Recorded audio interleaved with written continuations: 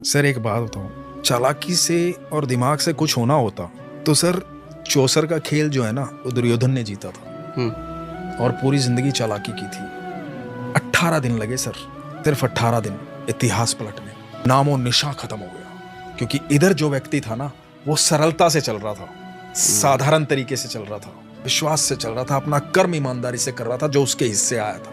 वो अर्जुन था सर, वो इतना अच्छा इंसान था सर।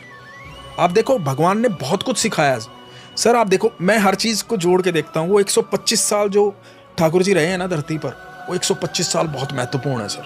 आप देखो अर्जुन जितना अच्छा इंसान कौन कहाँ होगा कि अर्जुन, कई बार लोग बोलते हैं ना यार जितने अच्छे इंसान होते हैं ना उनके जीवन में बड़ी तकलीफें होती हैं। मैं आपको बोल रहा हूँ सर, अर्जुन जितना अच्छा इंसान कि अर्जुन युद्ध भूमि में खड़ा है, पहला दिन है, भगवान को बोलता है कि प्रभु, तब तक तो जानता ही नहीं था ये भगवान है, तब तक तो एक मित्र के तौर पे जानता था।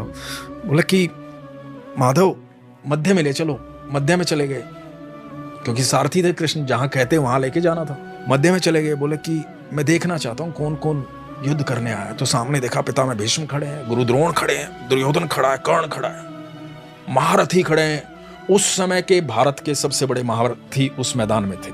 जहाँ कहा जाता है कि अर्जुन ने एक बार ये कहा था कि सब मेरे खिलाफ हैं प्रभु माधव, और ठाकुर ने कहा था पर मैं तुम्हारे साथ हूँ पार्थ।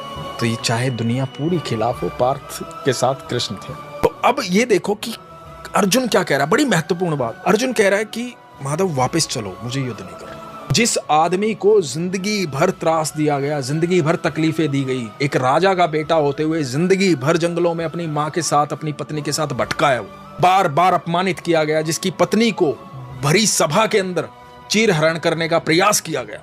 ये वो लोग सामने खड़े हैं जिन्होंने इतना पाप किया है, पूरी जिंदगी नरक बना के रखी है अर्जुन की। उनके प्रति भी अर्जुन क्या कहता है कि प्रभु मुझे युद्ध नहीं करना, ये अपने हैं। इनको मारने के बाद यदि तीनों लोगों का साम्राज्य भी मुझे मिल गया तो कोई फायदा नहीं है प्रभु, वापस चलो। सर जिस दिन आप इतने सरल हो जाओगे ना, उस दिन आपका रथ श्री कृष्ण हाकेंगे।